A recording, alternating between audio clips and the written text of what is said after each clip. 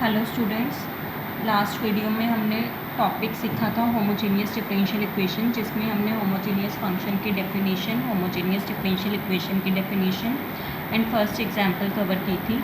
आज हम कर रहे हैं इस वीडियो में next examples. Example number 16 from your NCERT book. Show that the differential equation this is homogeneous and solvable. कहते शो करो कि ये जो डिफरेंशियल इक्वेशन है ये होमोजेनियस है एंड इसको सॉल्व करो।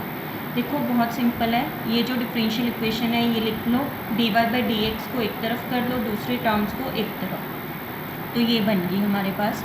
ये एक फंक्शन बन गया जिसको हमने सपोज कर लिया f ऑफ एक्स वाई। जैसे हमने पिछली वीडियो में सीखा था कि होमोजेनियस डिफरेंशियल इक्वेशन कैसे चेक करते हैं। x को आप लैम्डा एक्स से रिप्लेस करो, y को लैम्डा वाई से रिप्लेस करो।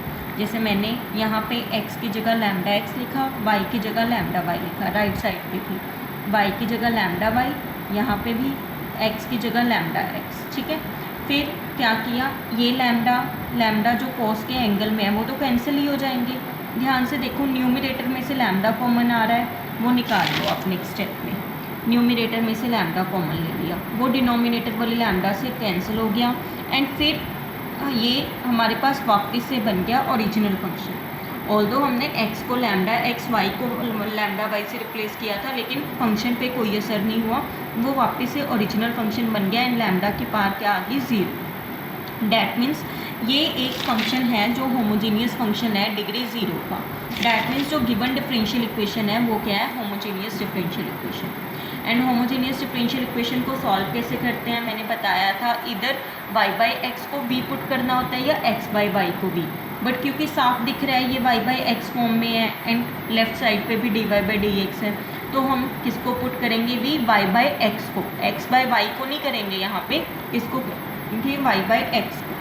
अब y बाई एक्स को v पुट करो तो डैट मीन्स y किसके इक्वल आ गया, v x के। ठीक है, फिर मैंने बताया था कि v क्या है, वेरिएबल है, वो ये कांस्टेंट नहीं है। फिर क्या करना होता है, dy बाई डी एक्स निकालना होता है। राइट साइड पे डेरिवेटिव करोगे तो प्रोडक्ट रूल लगेगा, v as it is x का डेरिवेटिव 1, फिर x as it is v का dv बाई डी एक्स। ये जो dy बाई डी एक्स की वैल्यू आई है ये फर्स्ट इक्वेशन में पुट कर दो। राइट साइड पे जहाँ जहाँ पे भी y है वहाँ पे vx पुट कर दो। ठीक है, फिर मैंने जैसे आपको फर्स्ट एग्जांपल में भी बताया था कि ये डेफिनेटली आपके पास ऐसा एक्सप्रेशन बनेगा जो क्या होएगा आपके पास, जिससे x कैंसिल हो जाएगा, ओनली ये b में रहेगा। अगर ये ओनली b में नहीं रह रहा डैट मीन्स आपने कोई मिस्टेक की है। फिर जो लेफ़्ट साइड पे b था वो इधर आके माइनस का हो गया, कैलकुलेशंस की हमारे पास ये बन गया। एंड मैंने बोला था कि होमोजेनियस डिफरेंशियल इक्वेशन का ये जो सब्स्टिट्यूशन मेथड है ये हमें इसमें ही हेल्प करता है कि स्टार्टिंग में इक्वेशन वेरिएबल सेपरेबल फॉर्म में नहीं होती, लेकिन y बाई एक्स को v पुट करने के बाद या x बाई वाई को v पुट करने के बाद ये वेरिएबल सेपरेबल फॉर्म में हो जाती है। अब आप बड़े आराम से dv वाली तरफ cos v लेके चले जा सकते हो एंड dx वाली तरफ x वाली टर्म्स, बोथ साइड इंटेग्रेशन करो, cos v की integration sin v, 1 by x की log x। एंड में v की वैल्यू पुट करनी मत भूलना, क्यों, क्योंकि v है जो वो हमने इंट्रोड्यूस किया है। हमारी statement in terms of x and y थी, डैट मीन्स हमारा सोल्यूशन भी फिर x एंड y के इन टर्म्स में ही होना चाहिए। v की वैल्यू क्या थी, y अपॉन एक्स, वो पुट करके ये आंसर आ गया। I hope it is clear to you. Next example is show that the differential equation this is homogeneous and find its particular solution given that x equal to 0 when y equal to 1।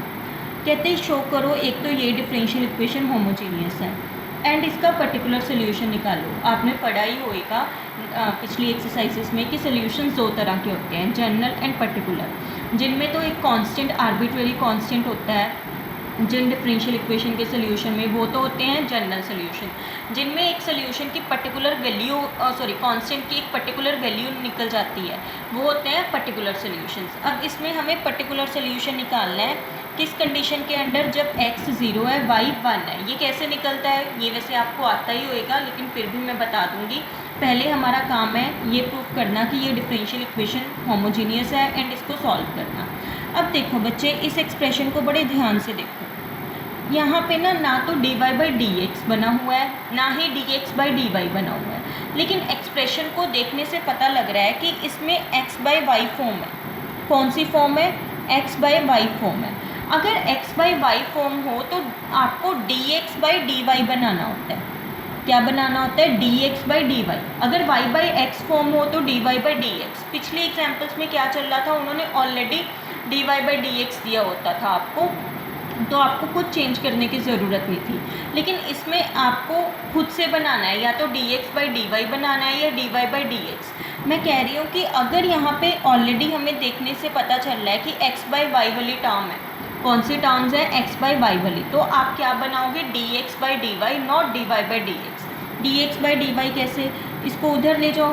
तो अब dx को dy के नीचे ले जाने की बजाय, dy by dx बनाने की बजाय आप क्या करो? dy को इधर ले आओ एंड इस टर्म को उधर ले जाओ। क्यों? क्योंकि ये x बाई वाई था, तो यहाँ पे dx बाई dy बनाने से फ़ायदा है। ठीक है, क्यों? क्योंकि हमने पढ़ा है कि जब x बाई वाई वाला फंक्शन होता है तो इस साइड क्या होता है? dx by d y. Homogeneous differential equation की ये डेफिनेशन है। अब हमें शो करना था कि ये होमोजीनियस है, तो इस एक्सप्रेशन का नाम रख दिया कुछ से f ऑफ एक्स वाई। ठीक है, फिर हमने क्या करना था? x को लैम्डा x से रिप्लेस, y को लैम्डा y से। वो मैंने किया, x को लैम्डा x से, y को लैम्डा y से। राइट साइड पे भी वैसे रिप्लेसमेंट की कैलकुलेशंस की, तो हम आपको बहुत आसानी से पता चल जाएगा कि इस पे लैम्डा का कोई असर नहीं हुआ, ये वापस से सेम फंक्शन बन गया एंड लैम्डा की पावर 0 आ गई। डैट मीन्स ये जो फंक्शन है ये होमोजीनियस फंक्शन है। किस डिग्री का? 0 डिग्री का। क्यों? क्योंकि लैम्डा की कौन सी पावर बाहर आई है? 0 पावर। डैट मीन्स जो गिवन डिफरेंशियल इक्वेशन है ये वाली, ये कौन सी डिफरेंशियल इक्वेशन है? ये होमोजीनियस डिफरेंशियल इक्वेशन है। ठीक है, अगर होमोजीनियस डिफरेंशियल इक्वेशन है, फिर से वही बात होगी, या तो y अपॉन एक्स को v पुट करना है या x बाई वाई को।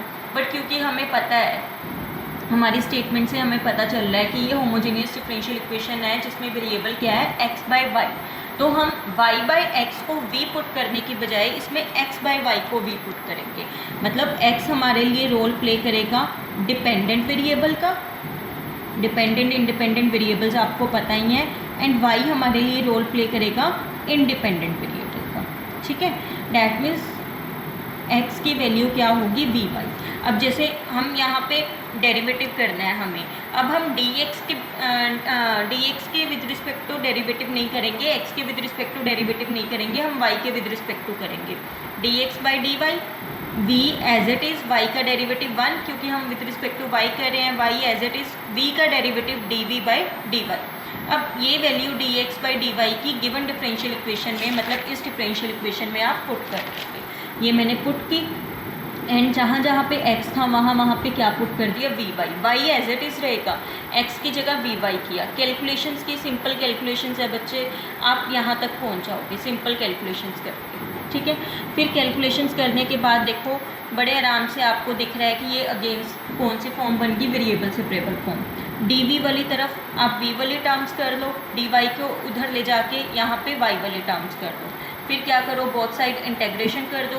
ई raise to power y, v की integration e raise to power v होती है, विद रिस्पेक्ट टू वी कर रहे हैं, 1 अपॉन वाई की लॉग वाई। फिर एंड में वी की वैल्यू पुट कर दो। ये क्या आ गया? आपका जनरल सोल्यूशन। लेकिन क्योंकि उन्होंने क्वेश्चन के स्टेटमेंट में हमें पर्टिकुलर सोल्यूशन निकालने को बोला था, तो फिर उन्होंने कंडीशन दी थी पर्टिकुलर सोल्यूशन निकालो, x की वैल्यू 0 है जब y क्या है? 1। That means for x equal to 0, जब x 0 है, we have y equal to 1। इसमें इस एक्सप्रेशन में जहाँ पे x है वहाँ पे 0 पुट कर दो, जहाँ पे y है वहाँ पे 1 पुट कर दो। फिर हमारे पास किसकी वैल्यू आ जाएगी? c की। जब जहाँ पे x है 0, जहाँ पे y है वहाँ पे 1, ये पुट करने के बाद ये आ जाएगा। फिर कैलकुलेशंस करना, e की पावर 0 1 होता है, बड़े आराम से आपके पास c की वैल्यू क्या आ जाएगी? 2 आ जाएगी। फिर ये c की वैल्यू इस जनरल सोल्यूशन में पुट कर दो, ये क्या आ गया? आपका पर्टिकुलर सोल्यूशन, ये आंसर आ गया। ठीक है, आई होप आपको ये समझ में आ गई होगी। नेक्स्ट है हमारे पास example number 18, last example of this topic. Show that the family of curves for which the slope of the tangent at any point xy on it is this is given by this। कहते show that the family of curves, ऐसी curves की family जिनके लिए slope of tangent at any point x y on it is this. कि कोई curves हैं बच्चे, curves की फैमिली है, वो कर्व्स की फैमिली कैसी है कि अगर मैं उस कर्व के किसी भी पॉइंट पे स्लोप ऑफ टेंजेंट लूँ तो वो स्लोप ऑफ टेंजेंट इसके इक्वल है। स्लोप ऑफ टेंजेंट मतलब dy बाई डी एक्स हमने पढ़ रखा है 6th चैप्टर में कि dy बाई डी एक्स हमें क्या देता है, slope of tangent of the curve y equal to f x at any point x, y। तो डैट मीन्स एक तरीके से dy बाई डी एक्स की वैल्यू गिवन है। आपको ये प्रूफ करना है कि जो फैमिली ऑफ कर्व्स की इक्वेशन है वो ये है। फैमिली ऑफ कर्व्स की इक्वेशन क्या है, ये है। मतलब आपको y किसके y equal to f x ये कर्व आपको निकालनी है। क्या करोगे, according to question slope of tangent is equal to this, मतलब d y by d x equal to this. अब इन्होंने क्वेश्चन के स्टेटमेंट में कहीं पे भी नहीं कहा कि प्रूफ करो ये होमोजीनियस है या कुछ है, लेकिन हमें देखने से ही पता चल रहा है कि ये होमोजीनियस है। वही वाली पहचान, कांस्टेंट टर्म प्लस या माइनस में 0 है एंड डिग्री देखो 2 2, नीचे वाली भी 2, तो डिग्री थ्रू आउट सेम है। अगर आप चाहो तो पेपर में ऐसे चेक करके दिखा सकते हो कैसे कि x को लैम्डा x रिप्लेस किया, y को लैम्डा y किया, वो सेम रहेगा फंक्शन, मतलब उसमें कोई फ़र्क नहीं पड़ेगा। क्योंकि अगर इसके स्टेटमेंट में नहीं बोला गया चेक करने को आपको, तो आपकी मर्ज़ी है। अगर आप नहीं भी शो करोगे कि मैथमेटिकली कि ये होमोजीनियस डिफरेंशियल इक्वेशन है तो भी कोई बात नहीं, क्योंकि d y by d x था तो हमें y अपॉन एक्स को कुछ पुट करना है से v, तो डैट मीन्स y किसके इक्वल आ गया, वी एक्स के। फिर वही step d y by d x निकालो, ये वैल्यू यहाँ पे पुट करो, यहाँ पे y की जगह वी एक्स।